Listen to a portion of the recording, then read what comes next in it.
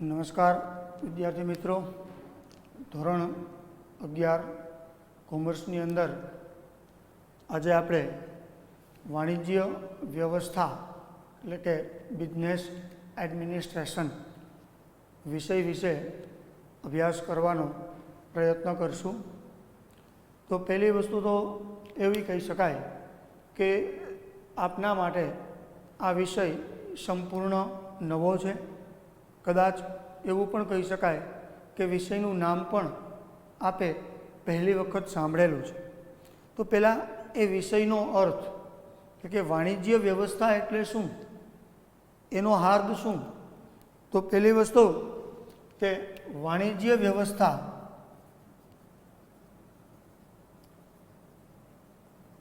એટલે શું? તો વાણિજ્ય એટલે ધંધો। વાણિજ્ય એટલે શું થશે? તો કે ધંધો। હવે વાણિજ્ય એટલે ધંધો, એની અંદર જો વિચારવા જાઓ તો વાણિજ્યની હકીકત વ્યાખ્યા શું કહી શકાય? તો કે વેપાર અને વેપારને સહાયક સેવાઓ। વેપાર અને વેપારને સહાયક સેવાઓ એટલે વાણિજ્ય। હવે વેપાર કયો, વેપારને સહાયક સેવા કયો, આ બધી જ વસ્તુ છે એ ધંધા સાથે સંકળાયેલી છે। કારણ શું? તો કે વાણિજ્યનો મતલબ ધંધો થાય તો ધંધાની વ્યવસ્થા। તો પહેલો પ્રશ્ન તમને એ થાય કે ભાઈ વાણિજ્ય વ્યવસ્થા એટલે ધંધાની વ્યવસ્થા, તો ધંધો એટલે શું? ધંધો કેને કહેવાય? તો આપણે ઘણી વખત કોઈ પણ પ્રકારની આર્થિક પ્રવૃત્તિને ધંધા વિશેનું નામ આપીએ છીએ, ધંધાનું આપણે એને ટૂંકમાં ઉલ્લેખ કરીએ છીએ। હકીકત વસ્તુ એ છે કે ધંધો એને જ કહેવાય કે જે પ્રવૃત્તિ કરવા પાછળ તમારો આશય અથવા તો તમારો હેતુ જો નફાનો હોય, જો તમારો હેતુ નફાનો હોય તો જ એને ધંધો કહેવાય, નહીંતર એને કોઈ પણ પ્રકારે ધંધો કહી શકાય નહીં। એટલે કોઈ પણ વ્યક્તિ કોઈ પણ પ્રકારની પ્રવૃત્તિ કરતો હોય તો એ પ્રવૃત્તિ કરે છે એના ઉપરથી તમારે નક્કી કરવાનું છે કે એ કઈ પ્રવૃત્તિ કરે છે। એ કેમ નક્કી કરવું? તો કે એ વ્યક્તિ જે પ્રવૃત્તિ કરે છે એ પ્રવૃત્તિમાંથી એનો આશય જો નફાનો હોય તો એ વ્યક્તિ ધંધાની જ પ્રવૃત્તિ કરે છે એવું કહી શકાય। કદાચ માની લો કે કોઈ અન્ય વ્યક્તિ હોય એ ટૂંકમાં નફાના આશયથી પ્રવૃત્તિ નથી કરતો, એનો ઉદ્દેશ નફાનો નથી હોતો, કદાચ એ વ્યક્તિ પગાર મેળવે છે। એ વ્યક્તિ શું મેળવે છે? પગાર। જો કોઈ વ્યક્તિ પગાર મેળવતો હોય તો એ વ્યક્તિને ધંધા સાથે ક્યારેય સાંકળી શકાય નહીં। જે વ્યક્તિ પગાર મેળવે છે એ વ્યક્તિને ધંધા સાથે સાંકળી શકાય નહીં। કદાચ વ્યક્તિ એવો હોય કે એ કોઈને કોઈ સ્વરૂપે ફી મેળવતો હોય, કે ડૉક્ટર એ પોતાની પ્રવૃત્તિ કરે છે એની પાછળ એ ફી મેળવે છે, વકીલ એ પોતાની પ્રવૃત્તિ કરે છે, વકીલાત કરે છે, બદલામાં એ ફી મેળવે છે, તો ફીને પણ ધંધા સાથે કોઈ પણ રીતે સાંકળી શકાય નહીં। મતલબ એ થયો કે નફો, પગાર અને ફી, વિશ્વનો કોઈ પણ વ્યક્તિ હોય એ કોઈ પણ વ્યક્તિ ત્રણમાંથી એક જ પ્રકારની એ આવક મેળવતો હોય, એનો સમાવેશ આ ત્રણમાંથી કોઈ પણ એકમાં થતો હોય, જો એ નફાના ઉદ્દેશથી ટૂંકમાં કાર્ય કરતો હોય તો એ વ્યક્તિને તમે ધંધો કરે છે એવું કહી શકાય। વ્યક્તિ કાર્ય કરે છે, અપેક્ષા એને પગારની છે, તો એ વ્યક્તિ રોજગારી પ્રાપ્ત કરે છે એવું કહી શકાય। જો કદાચ વ્યક્તિ પોતાની પ્રવૃત્તિમાંથી ફી પ્રાપ્ત કરે છે તો એ વ્યક્તિને ટૂંકમાં વ્યવસાયિક વ્યક્તિ તરીકે ઓળખી શકાય। એટલે મતલબ એ થયો કે કોઈ પણ વ્યક્તિ કોઈ પણ પ્રકારની પ્રવૃત્તિ કરતો હોય, હવે એ વ્યક્તિ કઈ પ્રવૃત્તિ કરે છે, એ પ્રવૃત્તિ કરવા પાછળ એનો આદેશ શું છે, એનો ઉદ્દેશ્ય શું છે, એનો લક્ષ્યાંક શું છે, એની અપેક્ષા શું છે, એના પરથી તમે નક્કી કરી શકો કાં તો એ ધંધામાં હશે, કાં તો એ રોજગારમાં હશે અને કાં તો એ વ્યવસાયની અંદર હશે। અને મેં તમને અગાઉ કીધું એમ કોઈ પણ વ્યક્તિ છે એ કોઈ પણ પ્રકારની પ્રવૃત્તિ કરે એની પાછળ આ ત્રણમાંથી એકમાં જ એનો સમાવેશ થાય. માની લ્યો કે તમને કોઈ 100 વ્યક્તિનું એક ગ્રુપ આપવામાં આવે અને તમને કહેવામાં આવે કે આ 100 વ્યક્તિમાંથી વર્ગીકરણ કરો કે કયો વ્યક્તિ ધંધો, કયો વ્યક્તિ વ્યવસાય અને કયો વ્યક્તિ રોજગારી પ્રાપ્ત કરે છે.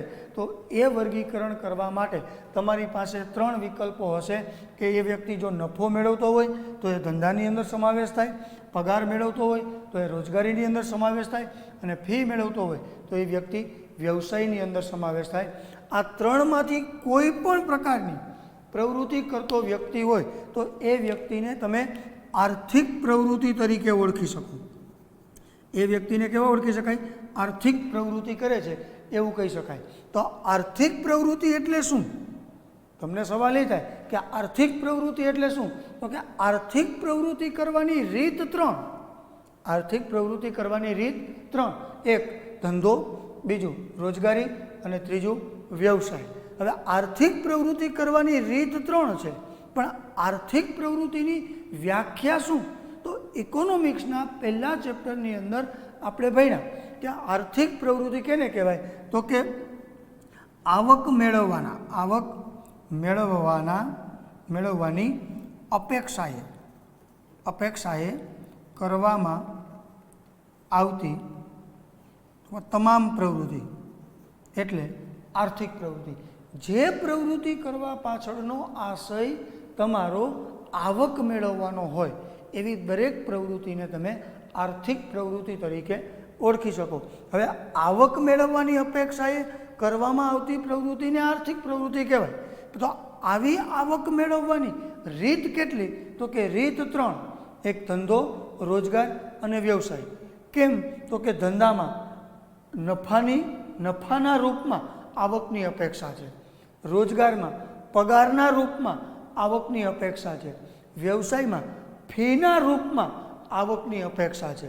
તો જ્યારે આર્થિક પ્રવૃત્તિની અંદર રીત 3 ધંધો, વ્યવસાય અને રોજગારી.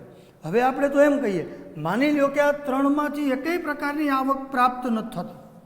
3માંથી એકેય પ્રકારની આવક પ્રાપ્ત નથી થતી. તો એવી પ્રવૃત્તિને કઈ પ્રવૃત્તિ કહેવાય? તો કે એવી પ્રવૃત્તિને તમે બિન આર્થિક પ્રવૃત્તિ તરીકે ઓળખી શકો. તો બિન આર્થિક પ્રવૃત્તિ એટલે શું? તો કે જે પ્રવૃત્તિ કરવા પાછળનો આશય આવક મેળવવાનો ન હોય. નકારાત્મક શબ્દ આવશે. જે પ્રવૃત્તિ કરવા પાછળનો આશય આવક મેળવવાનો ન હોય એવી દરેક પ્રકારની પ્રવૃત્તિ છે, એવી પ્રવૃત્તિને તમે બિન આર્થિક પ્રવૃત્તિની અંદર સમાવેશ કરી શકો. એક્ઝામ્પલ તરીકે એક માતા દ્વારા બાળકનો ઉછેર બિન આર્થિક પ્રવૃત્તિ. કારણ કે માતા બાળકનો ઉછેર કરે છે તો એની માતાને એ બાળકને ઉછેર કરવા બદલની કોઈ વળતર કે કોઈ આવકની અપેક્ષા હોતી નથી. માની લ્યો કે કોઈ અતિવૃષ્ટિ અથવા ભૂકંપના કારણે કોઈ એવી સેવાભાવી સંસ્થા એ ભૂકંપગ્રસ્ત વિસ્તારની અંદર ટૂંકમાં કોઈ વ્યક્તિની મદદે જાય તો એ વ્યક્તિની આવક મેળવવાની કોઈ અપેક્ષા હોતી નથી. કદાચ માની લો કોઈ સમાજ સેવક વ્યક્તિ હોય કે જે સમાજની સેવા કરવા જ ઈચ્છે છે, પણ એ સેવા પાછળ એને વળતરની કોઈ અપેક્ષા નથી, આવકની કોઈ અપેક્ષા નથી, તો એ વ્યક્તિને પણ તમે બિન આર્થિક પ્રવૃત્તિની અંદર સમાવેશ કરી શકો. કદાચ માની લો કે કોઈ ડૉક્ટર છે, એ ડૉક્ટર છે એનો સમાવેશ વ્યવસાયમાં થશે, કારણ કે એ આવક મેળવે છે ફી પ્રકારની. તો જ્યારે એ ફી પ્રકારની આવક મેળવતો હોય ત્યારે એને તમે વ્યવસાયિક વ્યક્તિ કહી શકો. પણ એ જ ડૉક્ટર સમાજની અંદર કોઈ સેવાના કાર્યના હેતુથી જાય, આવક મેળવવાનો કોઈ હેતુ નથી હોતો, વળતર મેળવવાનો કોઈ હેતુ નથી હોતો, બરાબર, અને કોઈ પણ પ્રકારની અન્ય અપેક્ષા વિના માત્ર ને માત્ર એક જ અપેક્ષાથી જાય છે કે સમાજમાં મારે તબીબી સારવાર આપવી છે, બદલામાં મારે વળતરની કોઈ અપેક્ષા નથી, તો ત્યારે એ તબીબ પણ બિન આર્થિક પ્રવૃત્તિની અંદર ટૂંકમાં સમાવેશ થશે.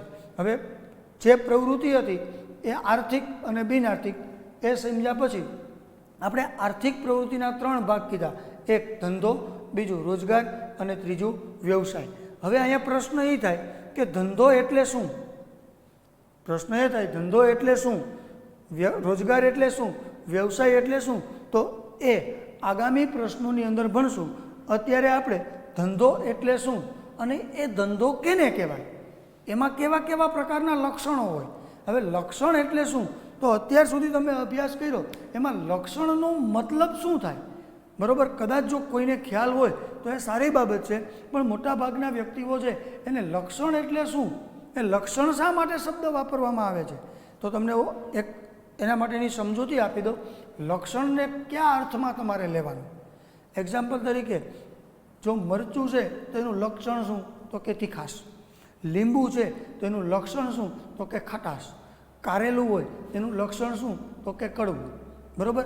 આવી રીતે કોઈ પણ વસ્તુની ઓળખ છે, બરાબર, એ એના સ્વાદ ઉપરથી ખબર પડે. એ સ્વાદ છે એ એનું લક્ષણ છે. તો એવી રીતે ધંધો એટલે શું અને ધંધાની લાક્ષણિકતા. તો પ્રશ્નો છે ધંધો એટલે શું, તેની લાક્ષણિકતા સમજાવો. આ પ્રશ્ન 5 માર્કની અંદર પૂછાઈ શકે, બરાબર. આ પ્રશ્ન કેટલા માર્કમાં પૂછાય, 5 માર્કમાં. તો પહેલી વસ્તુ ધંધો એટલે શું, તો સીધા અને સાદા અર્થમાં કહેવા જાવ કે ધંધો એટલે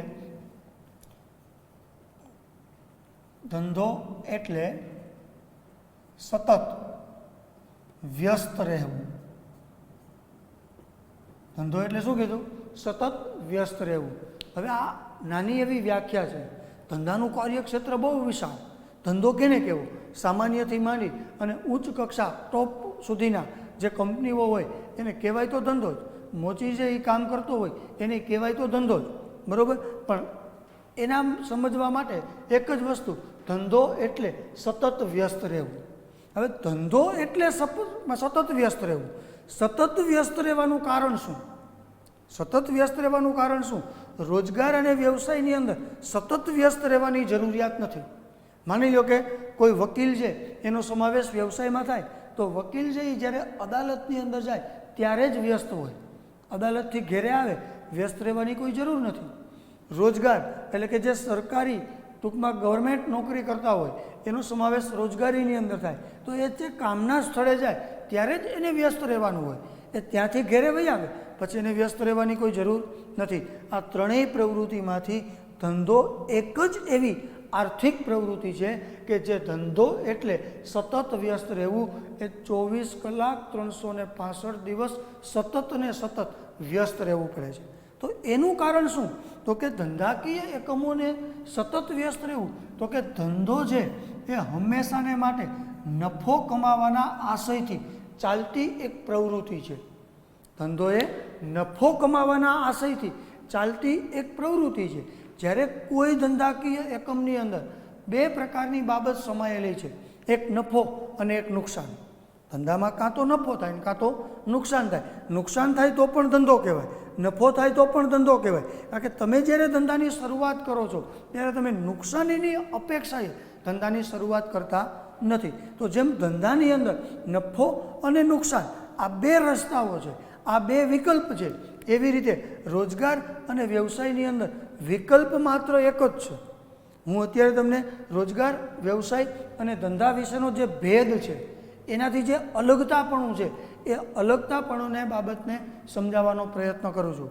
બાકી જો આપણા ઘર કુટુંબની અંદર કે સમાજની અંદર કોઈ નોકરી કરનારો વ્યક્તિ હોય એને પૂછીએ કે તમે શું ધંધો કરો છો, તો એ એમ કે હું નોકરી કરું છું. હવે ખરેખર નોકરીને ધંધો ન કહેવાય, એને રોજગારી કહેવાય. તમે વ્યવસાયિક પ્રતિષ્ઠા ધરાવો છો, તમે રોજગારીની પ્રતિષ્ઠા ધરાવો છો, એ બંને વસ્તુ ધંધાથી કંઈક અલગ છે. રોજગાર અને વ્યવસાય એ બંને પણ ધંધાથી અલગ છે, એમ રોજગાર અને વ્યવસાય એ બંને એકબીજાથી પણ અલગ છે. તો અહીંયા તમારે સમજવાનું છે ધંધો એટલે શું, તેની લાક્ષણિકતા, ત્યારબાદ રોજગાર અને વ્યવસાયને લગતા પ્રશ્નો જે આપણે આવશે ત્યારે એને સમજશું. તો અત્યારે પહેલી બાબતે ધંધો એટલે શું, તો ટૂંકી વ્યાખ્યા, ધંધો એટલે સતત વ્યસ્ત રહેવું. હવે સતત વ્યસ્ત રહેવાનું મુખ્ય કારણ શું, તો કે ધંધો છે એ નફો કમાવાના આશયથી ચાલતી પ્રવૃત્તિ હોવાના કારણે જો ધંધાકીય એકમ છે એ સતત જો વ્યસ્ત રહે તો જ એ નફાની પ્રવૃત્તિ કરી શકે, નહીંતર એ નફાની પ્રવૃત્તિ કરી શકે નહીં. કારણ કે વ્યવસાયિક વ્યક્તિ અને રોજગાર પામેલ વ્યક્તિ કદાચ એ ઘેરે વયા આવે, એ આરામથી સૂતા હોય અથવા કોઈ અન્ય જગ્યાએ એ ફરવા માટે ગયા હોય ત્યારે આ બંને વ્યક્તિ એવા છે એની કોઈ પણ પ્રકારની આવક થતી નથી.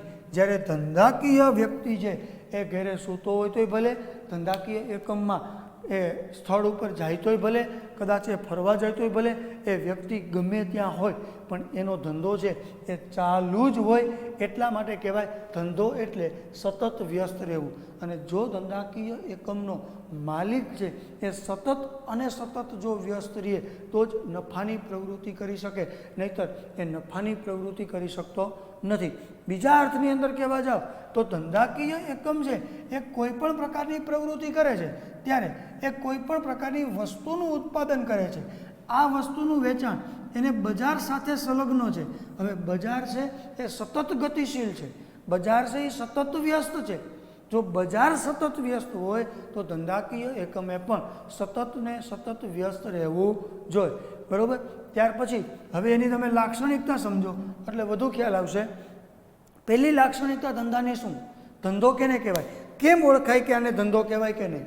તો મેં તમને પહેલું લક્ષણ ધંધાનું કીધું કે જે પ્રવૃત્તિ નફાના ઉદ્દેશ્યથી કરવામાં આવતી હોય એવી દરેક પ્રવૃત્તિને તમે ધંધાકીય એકમ તરીકે ઓળખી શકો. તો ધંધાની બીજી વ્યાખ્યા, પહેલી વ્યાખ્યા કઈ? તો કે ધંધો એટલે સતત વ્યસ્ત રહેવું. હવે પહેલું લક્ષણ ભણીએ છીએ કે ધંધાકીય એકમનું પહેલું લક્ષણ છે નફાનો હેતુ. જ્યારે તમે નફાનો હેતુ ભણવાનો પ્રયત્ન કરો ત્યારે પહેલું વાક્ય યાદ એ રાખવાનું કે જે પ્રવૃત્તિ નફાની અપેક્ષાએ અથવા નફાના ઉદ્દેશથી જો કરવામાં આવતી હોય એવી દરેક પ્રવૃત્તિને તમે ધંધાકીય એકમ તરીકે ઓળખી શકો. કારણ કે મેં તમને આની પહેલાં કીધું કે 100 વ્યક્તિનું તમને એક જૂથ આપવામાં આવે, આ દરેક વ્યક્તિ છે એ કોઈને કોઈ પ્રકારની આર્થિક પ્રવૃત્તિ કરે છે. તમને કહેવામાં આવ્યું કે આ 100 વ્યક્તિ આર્થિક પ્રવૃત્તિ કરે છે, એમાં કેટલી વ્યક્તિ ધંધાકીય ટૂંકમાં સાથે સંકળાયેલી છે, કેટલી વ્યક્તિ રોજગારમાં સંકળાયેલી છે, કેટલી વ્યક્તિ વ્યવસાયમાં સંકળાયેલી છે, એનું તમારે વર્ગીકરણ કરવાનું છે. હવે તમને વર્ગીકરણ કરતાં તો જ આવડશે કે જો તમને ધંધાની વ્યાખ્યા ખ્યાલ હશે અને ધંધાની આ 7 લાક્ષણિકતા ખ્યાલ હોય. બરાબર? જ્યાં સુધી ધંધાની લાક્ષણિકતા તમને ખ્યાલ નથી ત્યાં સુધી તમે એ 100 વ્યક્તિના જૂથને વર્ગીકૃત કરી શકશો નહીં. હવે પહેલી લાક્ષણિકતા છે નફાનો હેતુ. તો મેં તમને પહેલાંય કીધું અને અત્યારે કહી દઉં કે જ્યાં સુધી તમે કોમર્સ લાઇનની અંદર ભણો ત્યાં સુધી એક વાક્યને મગજમાં ફિટ કરી દેજો કે ધંધાનો મુખ્ય હેતુ કયો? તો કે નફો કમાવાનો. ધંધાનો મુખ્ય હેતુ કયો? તો કે નફો કમાવાનો. તો ધંધાનો મુખ્ય હેતુ જ નફો કમાવાનો છે. નફાના આશય વિના કોઈ વ્યક્તિ કોઈ પણ પ્રકારની ધંધાકીય પ્રવૃત્તિ કરવા માટે પ્રોત્સાહિત થતો નથી. અને નફો છે એ ધંધાકીય એકમને ગતિ આપે છે. નફો છે એ ધંધાકીય એકમને ગતિ આપે છે. જેટલો નફો વધુ એટલો તમારો ધંધાકીય એકમ છે એ ગતિશીલ. હવે નફો કેટલો વધુ? તો નફાનો આધાર કેના પર હોય? તો મેં તમને વ્યાખ્યા કીધી, ધંધો એટલે સતત વ્યસ્ત રહેવું. તમે ધંધામાં જેટલા વ્યસ્ત હશો એટલો જ નફો વધુ થશે. જેટલો નફો વધુ થશે એટલી જ તમારા ધંધાકીય એકમની ગતિશીલતા છે એ વધુ હશે. તો પહેલી લાક્ષણિકતા એ કે વ્યક્તિ શું કરે છે? તો કે ભાઈ એ કોઈ કાર્ય કરે છે, એ કાર્યમાંથી શું મેળવે છે? તો કે આવક મેળવે છે. આવક કયા પ્રકારની છે? તો તમારે વિચારવાનું કે ફી પ્રકારની આવક છે? તો કે નહીં. પગાર પ્રકારની આવક છે? તો કે નહીં. તો કે એને કઈ પ્રકારની આવક છે? નફા સ્વરૂપની આવક છે. તો પહેલી લાક્ષણિકતામાં એ એવું જણાઈ આવે છે કે એ વ્યક્તિ ધંધા સાથે સંકળાયેલો હોવો જોઈએ. હવે તમારે એ વ્યક્તિ નફા સાથે સંકળાયેલ છે એ વસ્તુ કન્ફર્મ થઈ ગઈ. હવે દરેક વ્યક્તિ છે એ નફા સાથે સંકળાયેલ હોય એને ધંધો જ કહેવાય એવું પણ ન કહી શકાય. કારણ શું? માની લ્યો કે કોઈ કાપડનો વેપારી છે, કાપડનો વેપારી છે એ કાયમી માટે ટૂંકમાં કાપડનો જ વેપાર કરે તો એને ધંધો કહેવાય. એને એમાંથી નફો પણ પ્રાપ્ત થાય છે. પણ કદાચ માની લો કે કાપડનો વેપારી છે એ કદાચ આજે પસ્તીનું વેચાણ કરે છે. આજે શેનું વેચાણ કરે છે? પસ્તીનું વેચાણ કરે છે. અથવા કાપડનો વેપારી એક દિવસ માટે ભંગારનું વેચાણ કરે છે. તો પસ્તીમાંથી નફો પ્રાપ્ત થાય, ભંગારમાંથી નફો પ્રાપ્ત થાય, પણ એ વસ્તુ સતત નથી. એ વસ્તુ સતત નથી, એટલા માટે એને ધંધો કહી શકાય નહીં. એટલે મેં તમને એ સમજાવવા માગું છું કે નફાનો હેતુ છે એ તમને ખબર પડી ગઈ કે ભાઈ નફાની દ્રષ્ટિએ જોવા જાવ તો એ વ્યક્તિનો સમાવેશ ધંધામાં થાય છે 100%. પણ બીજી લાક્ષણિકતા કઈ?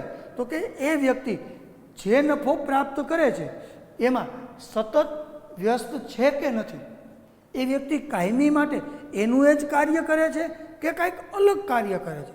જો એ વ્યક્તિ કાયમી માટે એનું એ જ કાર્ય કરતો હોય તો એને સતત વ્યસ્ત કહેવાય અને સતત પ્રવૃત્તિ કહેવાય, નહીંતર એને સતત પ્રવૃત્તિ કહી શકાય નહીં. અને જે કાર્ય અસતત છે પછી નફો મળતો હોવા છતાં એને તમે ધંધો કહી શકતા નથી. બીજી લાક્ષણિકતા છે વસ્તુ અને સેવાનો વિનિમય. હવે વિચારજો, વસ્તુ અને સેવાનો વિનિમય. તો મેં તમને આની પહેલાં પણ કીધું હતું કે વિનિમય એટલે શું? તો વિનિમય એ શબ્દ વાણિજ્ય વ્યવસ્થાનો છે. ગુજરાતી શબ્દ જો જોવા જાવ તો આપલે, બીજા શબ્દોમાં જોવા જાવ તો લેવડ દેવડ, બરાબર? આપલે અથવા લેવડ દેવડ. હવે અહીંયા આપલે અને લેવડ દેવડ કોની થાય છે? તો કે કાં તો વસ્તુની આપલે થાય છે અને કાં તો સેવાની આપલે થાય છે. હવે ધંધાકીય એકમ છે ને એ બે પ્રકારના વિનિમય કરે. કાં તો એ વસ્તુનો વિનિમય કરતો હોય, કાં તો એ સેવાનો વિનિમય કરતો હોય. વસ્તુનો વિનિમય એટલે કે વસ્તુ કઈ એનો ખ્યાલ તમને બધાને છે કે ધંધાકીય એકમ જો કોઈ પણ વસ્તુનું પ્રોડક્શન કરતી હોય એ બધી જે પ્રોડક્ટ વસ્તુ છે એને તમે વસ્તુ તરીકે ઓળખી શકો. સેવા કઈ? તો સેવાની અંદર 9 સેવાનો સમાવેશ થાય, બરાબર? સંદેશા વ્યવહાર, વાહન વ્યવહાર, બેંક, વીમો, વીજળી, સિંચાઈ, શિક્ષણ, આરોગ્ય અને રહેઠાણ. આ જે 9 પ્રકારની સેવા છે એમાં 6 છે એ આર્થિક આંતરમાળખાની છે. છેલ્લી 3 મેં તમને કીધી એ સામાજિક આંતરમાળખાની છે. તો સેવાની અંદર 6 આર્થિક આંતરમાળખાની સેવાનો સમાવેશ થાય કે એ સેવાનો વિનિમય કરી શકે અને વસ્તુનો વિનિમય કરી શકે. હવે વસ્તુ કે સેવાનો વિનિમય કરવાથી જો એને નફો પ્રાપ્ત થતો હોય, વસ્તુ કે સેવાનો વિનિમય કરવાથી જો એને નફો પ્રાપ્ત થતો હોય તો જ એને ધંધો કહી શકાય, નહીંતર એને ધંધો કહી શકાય નહીં. અને એક જ પ્રવૃત્તિ છે આર્થિક પ્રવૃત્તિની. મેં જે તમને 3 રીત કીધી એમાંની એક જ પ્રવૃત્તિ એવી છે કે એની અંદર જ વસ્તુ અને સેવાનો વિનિમય થાય. જ્યારે રોજગાર અને વ્યવસાયની અંદર કોઈ પણ વસ્તુ કે સેવાનો વિનિમય થતો નથી. માત્ર ને માત્ર જ્ઞાનની આપલે થાય છે કે જેને જોઈ શકાતી નથી. માત્ર ને માત્ર સલાહની આપલે થાય છે કે જે જોઈ શકાતી નથી. એટલે અહીંયા વસ્તુ કે સેવાનો કોઈ વિનિમય છે નહીં. વસ્તુ અને સેવાનો વિનિમય એક જ પ્રવૃત્તિમાં થાય, ધંધામાં. અને એ વસ્તુ અને સેવાના વિનિમય દ્વારા દરેક ધંધાકીય એકમ એક જ વસ્તુ પ્રાપ્ત કરતી હોય. શું? તો કે નફો. કઈ રીતે? માની લો કે કોઈ પણ વસ્તુ છે એ વસ્તુની પડતર કિંમત, વસ્તુની પડતર કિંમત એટલે કે ઉત્પાદન કરવાની કિંમત 20 રૂપિયા હોય અને એ જ વ્યક્તિ એટલે કે ધંધાનો માલિક આ વસ્તુનું વેચાણ જો એ 25 રૂપિયામાં કરે તો એનો મતલબ એ થયો કે એને કેટલો નફો થયો? 5 રૂપિયા. પણ જ્યાં સુધી વસ્તુ અને નાણાંનો વિનિમય નહીં થાય ત્યાં સુધી નફાની કોઈ અપેક્ષા રાખી શકાય નહીં. એટલે વસ્તુ અને સેવાનો વિનિમય જે પ્રક્રિયામાં થતો હોય એવી દરેક પ્રક્રિયાને તમે ધંધાકીય એકમ તરીકે ઓળખી શકો. અહીંયા મેં તમને વસ્તુનું ઉદાહરણ આપ્યું. હવે તમને એક સેવાનું ઉદાહરણ આપું. માની લો કે સેવાની અંદર સંદેશા વ્યવહાર, વોડાફોન હોય, એરટેલ હોય, આઈડિયા હોય કે જીઓ હોય કે BSNL હોય, બરાબર, કે લેન્ડલાઇન હોય. આ બધી બાબતો છે એ કઈ છે? તો કે સંદેશા વ્યવહારની સેવા છે. હવે સંદેશા વ્યવહારની સેવા તમે કોઈ પણ વ્યક્તિ પાસેથી લ્યો કે કોઈ પણ કંપની પાસેથી તમે સેવા લ્યો, પણ એ સેવા મેળવવા બદલ તમારે એને નાણાંની ચૂકવણી કરવી જોઈએ. તો શું થયું? સેવા તમે લીધી અને નાણાં તમે આપ્યા. સેવા તમે ટૂંકમાં આપણે પૈસા એને આપ્યા અને સેવા આપણે લીધી. તો લેવડ દેવડ પણ થઈ, આપલે થઈ. એની પાછળની અપેક્ષા શું હતી? તો કે નફાની. તો જ્યારે વસ્તુ કે સેવાનો વિનિમય થતો હોય ત્યારે એની અંદર એનો ઉદ્દેશ હંમેશાને માટે નફાનો જ હોય. એટલા માટે આપણે કહી શકીએ કે ધંધાનું બીજું લક્ષણ વસ્તુ અને સેવાનો વિનિમય છે.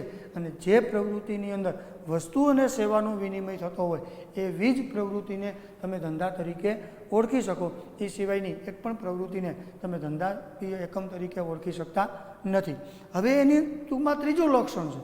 તો ત્રીજું લક્ષણની અંદર આવે છે જોખમ અને વળતરની અનિશ્ચિતતા. હવે અહીંયા પાછો તમારે એક પોઈન્ટ આવ્યો. માની લ્યો કે કોઈ ધંધાકીય એકમનો મુખ્ય હેતુ નફાનો જ છે. એ વ્યક્તિનો હેતુ નફાનો છે એટલે ધંધા સાથે સંકળાયેલો છે. એ ધંધામાં વસ્તુ અને સેવાનો વિનિમય જ કરે છે. એટલે બે લક્ષણની અંદર એ પાસ થઈ ગયો. હવે વિચારો કે ધંધાકીય એકમમાં જોખમ અને વળતરની અનિશ્ચિતતા છે. તો પહેલાં તમને હું આર્થિક પ્રવૃત્તિની જે 3 રીત છે, ધંધો, રોજગાર અને વ્યવસાય, એની અંદર સમજાવવા માગું છું. ધંધો એક બાજુ રાખો, પહેલાં વ્યવસાય લ્યો. હવે વ્યવસાયિક વ્યક્તિ છે એના ઉપર જોખમ કયું? કોઈ કહેશે કે ભાઈ ધંધાકીય એકમની અંદર જોખમ છે, કારણ કે આવ્યું જોખમ અને વળતરની અનિશ્ચિતતા ધંધામાં હોય. તો વ્યવસાયની અંદર જોખમ હોય કે ન હોય? તો આજે ક્લિયર કરજો કે વ્યવસાયની અંદર કોઈ પણ પ્રકારનું જોખમ હોતું નથી. શા માટે? તો વ્યવસાયિક વ્યક્તિનું ઉદાહરણ લ્યો કે ભાઈ ડૉક્ટર છે એ કોઈ તબીબની સારવાર કરી અને એ સારવાર કરવા બદલ 200 રૂપિયા ફી વસૂલ કરે છે. દર્દી સારવાર માટે એ ટૂંકમાં પ્રયત્ન કરે છે. સારવાર એની પૂરી થઈ, દર્દી જે એ સાજો ન થયો, તો 200 રૂપિયા પરત આપવા પડે? તો કે ડૉક્ટર 200 રૂપિયા પરત આપતો નથી. તો એમાં કોઈ જોખમ જ નથી, કારણ કે તમારી પાસે એક વખત ફી આવી ગઈ પછી એ જવાના કોઈ ચાન્સ નથી. બીજું, રોજગાર વ્યક્તિ એટલે કે જે નોકરી કરતો હોય, નિશ્ચિત વેતન હોય, નિશ્ચિત સમય હોય, કે સમયની અંદર પણ પાબંદી હોય અને વેતનની અંદર પણ પાબંદી હોય. આવી વ્યક્તિ છે એ રોજગારીની અંદર સમાવેશ થાય. હવે એ વ્યક્તિ તરીકે તમે એક વિચારો કે કોઈ નોકરી કરનાર વ્યક્તિ હોય, એ વ્યક્તિમાં આપણે એક શિક્ષકનું ઉદાહરણ લ્યો કે સરકારી શાળાની અંદર અભ્યાસ કરાવતો કોઈ શિક્ષક છે, એને સરકાર પગાર આપે છે. પગાર તો કે નક્કી જ હોય, સમય તો કે 11 થી 5 નક્કી જ હોય. માની લ્યો કે એને વર્ષ દરમિયાન 11-12 કોમર્સ ભણાવ્યું, 12 કોમર્સની એક્ઝામ લેવાની, એમાંથી 50% વિદ્યાર્થીઓ ફેલ થયા. 50% વિદ્યાર્થીઓ ફેલ થયા તો સરકાર એની પાસેથી 50% પગાર પરત લઈ લેશે? તો કે 50% પગાર સરકાર પરત લેતી નથી. તો આની અંદર પણ જોખમને લગતી કોઈ બાબત છે નહીં. જોખમ આર્થિક પ્રવૃત્તિની એક જ રીતની અંદર છે. તો કે એ રીત કઈ? તો કે ધંધો. હવે ધંધાની અંદર જોખમ છે એ 100% સાબિત છે. કેવી રીતે? તો કે ધંધાની અંદર 2 પ્રકારના જોખમ હોય. એક જોખમ હશે એ માનવ સર્જિત હશે. એક જોખમ હશે એ કયું હશે? માનવ સર્જિત. અને બીજું જોખમ છે એ ટૂંકમાં કુદરતી જોખમ હશે. બરાબર? હવે માનવ સર્જિત જોખમ અને કુદરતી જોખમ એ ધંધાને કેમ અસર કરે છે? માની લ્યો કે માનવ સર્જિત જોખમોની અંદર કોનો સમાવેશ થાય અને કુદરતી જોખમોની અંદર કોનો સમાવેશ થાય? તો આગ, લૂંટફાટમાં કોમી તોફાન, હુલ્લડ, બરાબર, આવી જો કોઈ પ્રવૃત્તિ હોય, આગ, હડતાલ, કોમી તોફાન, હુલ્લડ, આવી જો કોઈ પ્રવૃત્તિ હોય તો એ બધી પ્રવૃત્તિ શેમાં સમાવેશ થાય? તો કે માનવ સર્જિત જોખમની અંદર થશે. કુદરતી જોખમમાં શું આવશે? તો કે ભૂકંપ, અતિવૃષ્ટિ, અનાવૃષ્ટિ, દુષ્કાળ પડવો, બરાબર, મોટી હોનારતનું સર્જન થવું, આ બધા જોખમો શેમાં આવશે? કુદરતી. જોખમ બેમાંથી કોઈ પણ પ્રકારનું હોય, જોખમ બેમાંથી કોઈ પણ હોય, ધંધાકીય એકમને નુકસાન કરશે. ધંધાકીય એકમને નુકસાન 100% કરશે. જ્યારે આવું કોઈ પણ પ્રકારનું જોખમ રોજગારી અને વ્યવસાયિક વ્યક્તિને હોતું નથી. રોજગાર અને વ્યવસાયિક વ્યક્તિએ એને જે પ્રવૃત્તિ કરી એના બદલ જે એને વળતર મળવું જોઈએ એ વળતર એને મળે જ છે. એમાં કોઈ પણ પ્રકારે માનવ સર્જિત કે કુદરતી જોખમોનો સમાવેશ થતો નથી. તો ધંધાકીય એકમની અંદર માનવ સર્જિત અને કુદરતી એમ 2 પ્રકારના જોખમો હોય. માનવ સર્જિત જોખમોની અંદર આગ, અકસ્માત, હુલ્લડ, કોમી તોફાન, હડતાલ વગેરે જેવા જોખમોનો સમાવેશ થાય. જ્યારે કુદરતી જોખમોની અંદર મેં તમને કીધું એમ કે ભૂકંપ છે, અતિવૃષ્ટિ છે, અનાવૃષ્ટિ છે, કોઈ મોટા હોનારતનું સર્જન થવું છે, કોઈ મોટું ટૂંકમાં નદીની અંદર પૂર આવવાના કારણે કોઈ પણ પ્રકારનું જોખમ સર્જાય, તો આ બધા જોખમો છે એ કુદરતી છે. તો કુદરતી જોખમ હોય કે માનવસર્જિત જોખમ હોય, એ બંને પ્રકારના જોખમમાંથી કોઈ પણ પ્રકારના જોખમનું સર્જન થાય તો એનું ભોગ ધંધાકીય એકમે જ થવું પડે અને ધંધાકીય એકમે જ એની નુકસાની ભોગવવી પડે. એટલા માટે કીધું છે કે જોખમ અને વળતરની અનિશ્ચિતતા જે આર્થિક પ્રવૃત્તિમાં હોય ને એ પ્રવૃત્તિને ધંધો જ કહી શકાય, એને ક્યારેય રોજગાર કે વ્યવસાયિક વ્યક્તિ તરીકે તમે કહી શકતા નથી. કારણ કે વળતરની અનિશ્ચિતતા એટલા માટે કીધી કે વળતરની અનિશ્ચિતતા છે, નફો પણ થાય અને નુકસાન પણ થાય. આ બેમાંથી શું થાય એ વિશે ધંધાકીય એકમનો માલિક અત્યારથી નક્કી નથી કરી શકતો. હા, ઉદ્દેશ રાખી શકે, લક્ષ્યાંક રાખી શકે, અપેક્ષા રાખી શકે, પણ એ નક્કી કરી શકતો નથી કે હું જે ધંધાકીય પ્રવૃત્તિ કરું છું એમાં નફો 100% થશે જ કે નુકસાન થશે, એ વસ્તુ નક્કી કરી શકતો નથી. એટલા માટે કહું છું કે આર્થિક પ્રવૃત્તિની 3 રીતમાંથી જે પ્રવૃત્તિમાં વળતર અને જોખમની અનિશ્ચિતતા હોય એવી દરેક પ્રવૃત્તિને તમે ધંધાકીય પ્રવૃત્તિ તરીકે ઓળખી શકો. હવે ચોથો અને મહત્ત્વનો પોઈન્ટ આવે છે કે ભાઈ ધંધાના લક્ષણમાં ચોથી બાબત કઈ, તો કે એના માટે ટૂંકું વાક્ય, આર્થિક પ્રવૃત્તિની 3 રીતમાંથી જે રીતમાં તૃષ્ટિગુણનું સર્જન થતું હોય. હવે તૃષ્ટિગુણ એટલે શું પહેલાં એ સમજી લ્યો. તૃષ્ટિગુણ એટલે કે સંતોષ. તૃષ્ટિગુણ એટલે શું થાય? સંતોષ, બરાબર. તૃપ્તિ, બીજા શબ્દોમાં શું કહીએ આપણે? તૃપ્તિ. તૃપ્તિનો મતલબ, સંતોષનો મતલબ શું? એનું એક એક્ઝામ્પલ માની લો કે આપણે પાણીની તરસ લાગી છે અને આપણને એક ગ્લાસ ક્યાંકથી પાણી મળી જાય તો આપણને તૃપ્તિ થશે, આપણને પાણીનો સંતોષ પ્રાપ્ત થશે, બરાબર. એમ કોઈ પણ વ્યક્તિ છે એ કોઈ પણ વસ્તુની અપેક્ષા પ્રાપ્ત કરવા ઈચ્છતો હોય, એ અપેક્ષા મુજબ જો એને પ્રાપ્ત થઈ જાય તો એ વ્યક્તિને તૃષ્ટિગુણ પ્રાપ્ત થયો છે એવું કહી શકાય. તો સમજાઈ ગયું? તૃષ્ટિગુણ એટલે સંતોષ આપવાનો ગુણ. હવે આર્થિક પ્રવૃત્તિની 3 રીતમાંથી જે રીતમાં તૃષ્ટિગુણનું સર્જન થતું હોય એવી રીતને તમે ધંધાકીય એકમ તરીકે જ ઓળખી શકો. વ્યવસાય અને રોજગારની અંદર 100% તૃષ્ટિગુણ થશે જ એવું તમે કહી શકતા નથી. ઘણી વખત શિક્ષક છે એ કોઈ પોઈન્ટ સમજાવવા માટે પ્રયત્ન કરતો હોય ત્યારે ક્લાસની અંદર 60 બાળકો બેઠા હોય, 60 બાળકોને એક જ સમયે એક જ રીતથી બરાબર કોઈ પોઈન્ટ વિશેની સમજૂતી આપે છે સમૂહમાં, પણ એ 60 બાળકોમાંથી કદાચ 10 બાળકો એવા પણ હશે કે એને આ સમજૂતીમાંથી તૃષ્ટિગુણ પ્રાપ્ત થયેલો નથી, સંતોષ પ્રાપ્ત થયેલો નથી, એને એ પોઈન્ટ સંપૂર્ણપણે સમજાણો નથી. એક જ પ્રવૃત્તિ એવી છે ધંધો કે જે ટૂંકમાં સંપૂર્ણપણે તૃષ્ટિગુણનું સર્જન કરે. હવે તૃષ્ટિગુણનું સર્જન છે 3 રીતે થાય. પહેલી રીત કઈ? તો કે પહેલી રીત છે કે ભાઈ સ્વરૂપનું તૃષ્ટિગુણ. હવે સ્વરૂપનું તૃષ્ટિગુણ એટલે શું? તો કે કોઈ પણ વસ્તુના એક આકારમાંથી બીજા આકારમાં રૂપાંતર કરવું. એક આકારમાંથી બીજા આકારમાં રૂપાંતર કરવું. માની લો કે લાકડું છે, હવે લાકડું છે એનું ઉત્પાદન જંગલમાં થાય અને કુદરતી પ્રક્રિયા છે, એ કોઈ માનવ સર્જિત બાબત કહી શકાય નહીં. હવે લાકડાનું આને લાકડું જ કહેવાય, પણ એ જ લાકડામાંથી તમે ગણપતિની મૂર્તિ બનાવો. એ જ લાકડામાંથી શું બનાવવાની છે? ગણપતિની મૂર્તિ. હવે લાકડા અને એ જ લાકડામાંથી જ્યારે ગણપતિની મૂર્તિ થાય છે ત્યારે સ્વરૂપમાં શું થાય છે? ફેરફાર.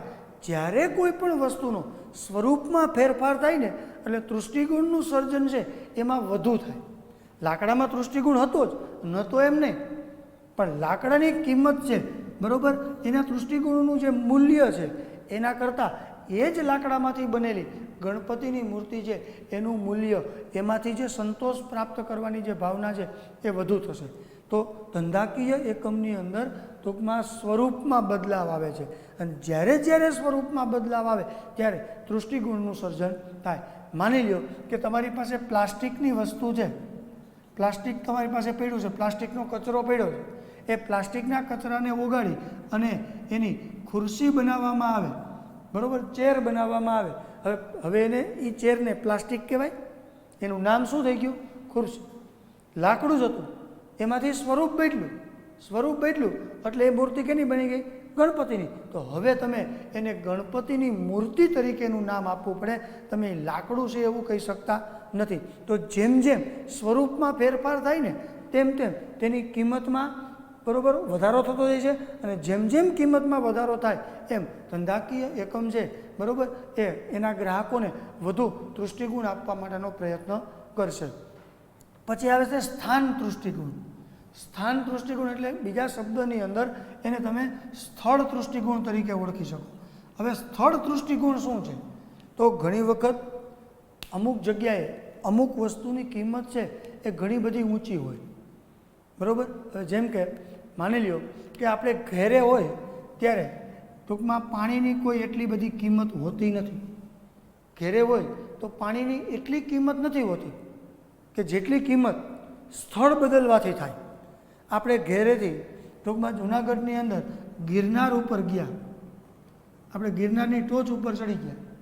હવે ગિરનારની ટોચ ઉપર એક પાણીના ગ્લાસના 10 રૂપિયા તમારી પાસેથી લે અને ઘેરે હોય તો એ પાણીના ગ્લાસનો તમારે એક પણ રૂપિયો ચૂકવવો પડતો નથી. માત્ર ને માત્ર સ્થળ બદલવાથી એની કિંમતનું સર્જન થાય.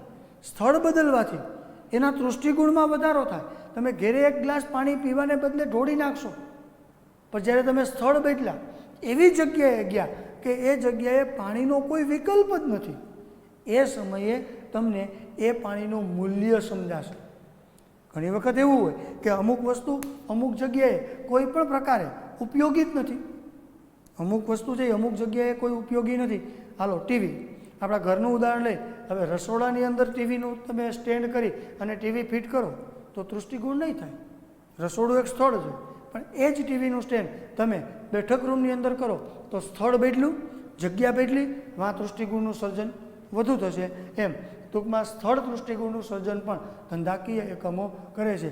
અમુક વસ્તુ કે અમુક ટેકનોલોજી છે એ વિદેશની અંદર બનતી હોય, અમેરિકાની અંદર બનતી હોય, પણ અમેરિકામાં બને છે એનાથી આપણને કોઈ લાભ નથી. પણ અમેરિકા બનેલી વસ્તુ જ્યારે અમેરિકાથી ભારત આવે ત્યારે એ ટૂંકમાં સ્થળ બદલ્યું, સ્થાન બદલ્યું, એટલા માટે એમાં તૃષ્ટિગુણની અંદર વધારો થાય.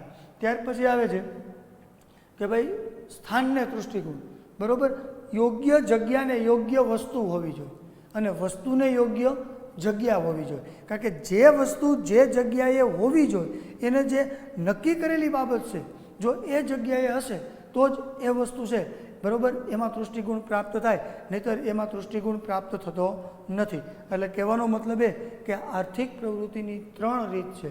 એ 3માંથી જે રીતમાં સ્વરૂપ, સ્થાન અને સ્થળનું તૃષ્ટિગુણનું સર્જન થતું હોય એવી દરેક પ્રકારની પ્રવૃત્તિને તમે ધંધાકીય એકમ કહી શકો. રોજગાર કે વ્યવસાયની અંદર સમયમાં તૃષ્ટિગુણ નથી, સ્થળમાં પણ તૃષ્ટિગુણ નથી બરાબર, અને સ્થાનમાં પણ તૃષ્ટિગુણ હોતો નથી. ત્યાર પછી આવે છે સતત પ્રવૃત્તિ. તો વ્યાખ્યાની અંદર એવું કે ધંધા એટલે શું? તો કે સતત વ્યસ્ત રહેવું. હવે સતત પ્રવૃત્તિ એટલા માટે શબ્દ વાપરે છે કે ધંધાકીય એકમ છે એ સતત પ્રવૃત્તિ છે. હવે ધંધાકીય એકમ જો સતત પ્રવૃત્તિ કરશે તો જ ધંધાકીય એકમ નફો પણ સતત પ્રાપ્ત કરશે. જ્યાં સુધી નફો ધંધાકીય એકમ સતત પ્રાપ્ત નહીં કરે ત્યાં સુધી ધંધાનો વિસ્તાર અને વિકાસ વધવો શક્ય છે નહીં. હવે અહીંયા સતત પ્રવૃત્તિની અંદર નફો પ્રાપ્ત કરવાનો ઉદ્દેશ શા માટે? તો કે ધંધાકીય એકમ માટે નફો છે એ રક્ત સમાન છે. ધંધાકીય એકમ માટે નફો રક્ત સમાન છે. તો ધંધાકીય એકમ છે બરાબર, એને નફો રક્ત સમાન હોય તો ધંધાકીય એકમે સતત વ્યસ્ત રહેવું પડે. જો એ સતત વ્યસ્ત રહેશે તો જ એને નફા સ્વરૂપનું રક્ત છે એ મળતું રહેશે, અને જેટલું નફા સ્વરૂપનું રક્ત એને મળતું રહે એટલી જ ધંધાકીય પ્રવૃત્તિઓ છે એ તમારી આગળ વધશે. ત્યાર પછી આવે છે આર્થિક પ્રવૃત્તિનો એક ભાગ. તો મેં તમને આર્થિક પ્રવૃત્તિની 3 રીત બતાવી. કઈ કઈ? તો કે ધંધો, પછી રોજગાર અને ત્રીજું વ્યવસાય. હવે ધંધો, રોજગાર અને વ્યવસાય તો આર્થિક પ્રવૃત્તિના એક ભાગ તરીકે કોણ આવશે? તો કે ધંધો. કારણ કે આર્થિક પ્રવૃત્તિમાં કોનો સમાવેશ થાય? તો કે આવક મળવાની અપેક્ષા હોય. તો ધંધામાં નફા સ્વરૂપની આવક મળવાની અપેક્ષા છે. તો અહીંયા ટૂંકમાં આર્થિક પ્રવૃત્તિનો એક ભાગ છે એ લક્ષણ રોજગાર અને વ્યવસાયની અંદર સેમ આવશે. ત્યાર પછી નાણાંની જરૂરિયાત. હવે કોઈ પણ ધંધાકીય એકમની એના માટે એક જ વાક્ય, શરૂઆતથી માંડી અને અંત સુધી નાણાંની જરૂરિયાત છે એ અવિરતપણે રહે છે અને એ પ્રાણવાયુ સમાન છે. જો ધંધાકીય એકમની અંદર નાણાંમાં અછત ઊભી થાય એટલે ધંધાકીય એકમ છે એની ગતિ પણ ઓછી થાય. કારણ કે ધંધાકીય એકમમાં નફો એના પ્રાણવાયુ સમાન છે. એટલા માટે કીધું કે માણસ જન્મ લે ત્યાંથી મૃત્યુ પામે ત્યાં સુધી સતત એને ઓક્સિજનની જરૂર પડે, સતત એને હવાની જરૂર પડે. એવી રીતે ધંધાકીય એકમ છે એના જન્મથી માંડી અને અંત સુધી નાણાંની અતિ આવશ્યક જરૂરિયાત છે, અતિ અગત્યની બાબત છે. જ્યારે રોજગાર અને વ્યવસાયની અંદર તમે જ્યારે જ્ઞાન પ્રાપ્ત કરો છો ત્યારે જ નાણાંની જરૂરિયાત છે. જ્ઞાન પ્રાપ્ત કર્યા પછી તમે એ જ્ઞાનની વહેંચણી સમાજમાં જ્યારે કરવા જાવશો ત્યારે તમારે કોઈ પણ પ્રકારનો નાણાકીય ખર્ચ થતો નથી. તો એવી પ્રવૃત્તિ જો કોઈ હોય આર્થિક પ્રવૃત્તિમાં કે જેમાં નાણાંની સતત જરૂરિયાત હોય એવી એક જ પ્રવૃત્તિ છે ધંધો. ધંધા સિવાય એક પણ પ્રવૃત્તિ છે એમાં નાણાંની જરૂરિયાત હોતી નથી. મેં તમને અગાઉ કીધું એમ આ પ્રશ્ન છે એ 5 માર્કનો પૂછાય. ધંધાની વ્યાખ્યા બહુ ટૂંકીને ટચ કીધી. ધંધો એટલે સતત વ્યસ્ત રહેવું. બીજી વ્યાખ્યા એવી કહી શકાય કે જે પ્રવૃત્તિ કરવા પાછળનો હેતુ નફાનો હોય એવી દરેક પ્રકારની પ્રવૃત્તિને તમે ધંધા તરીકે ઓળખી શકો. પછી એમાં 7 પ્રકારની બાબતોનો સમાવેશ હોય કે જેનો મુખ્ય હેતુ નફાનો હોય. એમાં વસ્તુ અને સેવાનો વિનિમય એટલે કે આપલે થતી હોય. પછી એમાં જોખમ અને વળતરની અનિશ્ચિતતા હોય. તો જોખમ માનવ સર્જિત અને કુદરતી 2 પ્રકારના છે. એમાં પણ અનિશ્ચિતતા છે. ક્યારેક કુદરતી જોખમ આવે એના સમાચાર આપણને અગાઉથી હોતા નથી. જ્યારે વળતર છે એ પણ અનિશ્ચિત છે. આપણે કોઈ ધંધાની પ્રવૃત્તિ કરીએ, નફો વહેલો થાય પણ ખરો, ન પણ થાય, નુકસાની પણ જાય. આવી કોઈ પણ બાબત છે એ અનિશ્ચિત છે. ત્યાર પછી સ્વરૂપ, સમય અને સ્થળ દૃષ્ટિગુણનું સર્જન. તો એમાં સમયના દૃષ્ટિગુણની અંદર, સ્થળના દૃષ્ટિગુણની અંદર અને સ્વરૂપના દૃષ્ટિગુણની અંદર પણ આવી જ બાબત છે એ ધંધાકીય એકમની અંદર રહેલી હોય છે. પછી સતત પ્રવૃત્ત રહેવું. તો કોઈ પણ ધંધાકીય એકમ છે એની વ્યાખ્યાની અંદર જ આવી ગયું કે સતત વ્યસ્ત રહેવું એટલે ધંધો. કારણ કે એક જ પ્રવૃત્તિ એવી છે આર્થિક પ્રવૃત્તિમાં કે ભાઈ એમાં સતત તમારે વ્યસ્ત રહેવું પડે. મેં તમને અગાઉ કીધું એમ વ્યવસાયિક વ્યક્તિ ઘેરે જાય એટલે એની આવક બંધ, બરાબર, અને પોતે પણ વ્યસ્ત નથી. રોજગાર વ્યક્તિ ઘેરે જાય, આવક બંધ, એ સતત વ્યસ્ત રહેવાની જરૂર નથી. ધંધાકીય પ્રવૃત્તિ એક જ એવી છે કે તમે કોઈ પણ જગ્યાએ જાઓ, કોઈ પણ સમય હોય, પછી એ સૂતા હોય, જમતા હોય, ફરવા માટે ગયા હોય, મનોરંજન કરતા હોય, કોઈ સાથે વાતચીત કરતા હોય, આ બધી વસ્તુની પાછળ ટૂંકમાં ધંધાકીય એકમ છે એ સતત ચાલુ જ હોય. એ સમયે તમારા આવકના કોઈને કોઈ પ્રકારના સ્ત્રોત છે એ ધંધાકીય એકમમાંથી તમને મળતા હોય. પછી આર્થિક પ્રવૃત્તિનો એક ભાગ, એ તો આ ત્રણેયની લાક્ષણિકતા કહી શકાય. ધંધો પણ આર્થિક પ્રવૃત્તિનો ભાગ છે, રોજગાર પણ આર્થિક પ્રવૃત્તિનો ભાગ છે અને વ્યવસાય પણ આર્થિક પ્રવૃત્તિનો જ એક ભાગ છે. ત્યાર પછી છેલ્લું લક્ષણ એવું નાણાંની જરૂરિયાત, બરાબર. તો એની અંદર તમને કહી દઉં કે ધંધાકીય એકમની શરૂઆતથી માંડી અને અંત સુધી સતત અને સતત નાણાંની જરૂરિયાત ઊભી થાય છે. કારણ એટલું જ કે નફો એ ધંધા માટે પ્રાણવાયુ સમાન છે. તો જેનો પ્રાણવાયુ સમાન જે વસ્તુ છે એ એને સતત મળવી જોઈએ, નહીંતર ધંધાને ગતિ ટૂંકમાં આપી શકાય નહીં. હજી આ રોજગાર અને વ્યવસાયના લક્ષણો ભણશો ત્યાર પછી ધંધો, વ્યવસાય અને રોજગાર આ ત્રણેયની લાક્ષણિકતા ભણ્યા પછી એ ત્રણેય વચ્ચેનો જે તફાવત છે એ મુદ્દે તમે સ્પષ્ટ થઈ શકશો.